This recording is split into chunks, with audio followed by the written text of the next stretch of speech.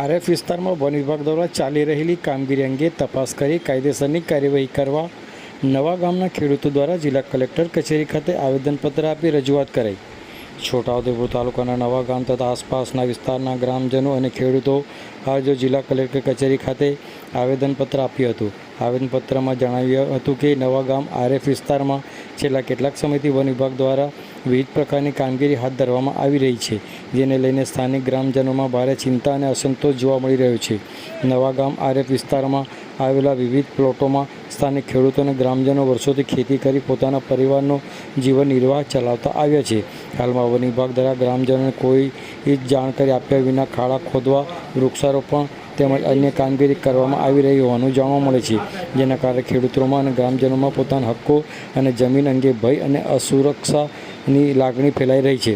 વધુમાં વન અધિકાર અધિનિયમ 2006, ફોરેસ્ટ રાઇટ એક્ટ 2006 હેઠળ આદિવાસી અને પરંપરાગત વનવાસી સમુદાયોને વિવિધ હક્કો આપવામાં આવ્યા છે, તેમજ કાયદાની જોગવાઈઓ મુજબ ગ્રામસભાની ભૂમિકા અને મંજૂરીને પણ મહત્ત્વ આપવામાં આવ્યું છે, જેથી સંબંધિત કાયદાકીય પ્રક્રિયા પૂર્ણ કર્યા વિના કરવામાં આવતી કોઈપણ કામગીરી સ્થાનિક લોકોમાં હિતોને અસર કરી શકે છે। નવા ગામ આરએફ વિસ્તારમાં ચાલી રહેલી તમામ કામગીરીની તાત્કાલિક અને નિષ્પક્ષ તપાસ કરવામાં આવે તેવી માંગ કરવામાં આવી છે। વન અધિકાર અધિનિયમ 2006 તથા અન્ય લાગુ કાયદા અને નિયમોનું પાલન કરવામાં આવ્યું છે કે નહીં તેની પણ ચકાસણી કરવામાં આવે। ગ્રામજનો અને ખેડૂતોના કાયદેસરના હક્કોનું રક્ષણ થાય તેમજ જરૂરી પગલાં લેવામાં આવે અને તપાસ પૂર્ણ નહીં થાય ત્યાં સુધી વિવાદાસ્પદ કામગીરી ઉપર તાત્કાલિક રોક લગાવવામાં આવે।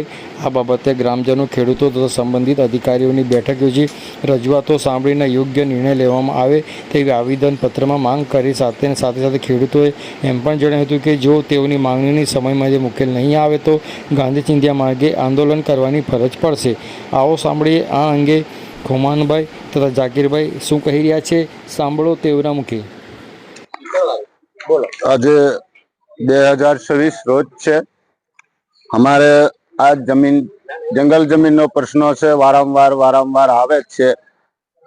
2005-6 ના હુકમ ખરડો પસાર થઈ ગયેલો છે, મળવાપાત્ર છે, ખેડેની જમીન એવું કીધેલું, તો આજ દિન સુધી 2011-12 થી અમે ચાલુ કરેલું, ફોર્મ કાઢીને ફાઇલ બનાવેલી છે। અમારી પાસે 71, 72, 80 પહેલુંનું ખેડણ છે, પ્રૂફ છે, આ પાવતી બધું છે અમારી ગાતે। તોય છતાં વારંવાર અમે 2 વાર તો અટકાયા, ફરી પાછા હું વન હક સમિતિનો સભ્ય છું અને આ કોને પૂછીને આ લોકો ઘૂસમાર દે છે, વગર પૂછાવાના, વગર પરવાનગીવાના ઘૂસમાર દે છે, એ બિલકુલ બિનકાયદે છે।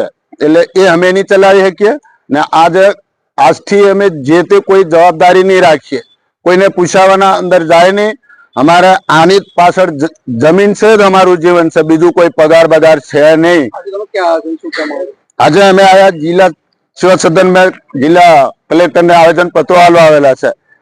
અમને ખેડવા દે, અમારું જીવન રોટેશન ચલાવવા દે, અમારા રોટલા શેકવા દે, નહીં તો અમે ભૂખ હડતાલ પર બહવાના છે અઠવાડિયાની અંદર। આનો નિર્ણય નહીં ઝડપી વહેલો લાવે તો બેહવાના છે। મારું નામ રાઠવા જાગીરભાઈ ભદ્યાભાઈ, ગામ નવા ગામ, છોટાઉદેપુર तालुको जिलो पण छोटाउदेपुर। रोज हमें छोटाउदेपुर कलेक्टर कचेरी में आवेदन पत्र आया है। हमारा बाप दादा ની જંગલની જમીન हमारी पास प्रूफ आधार है।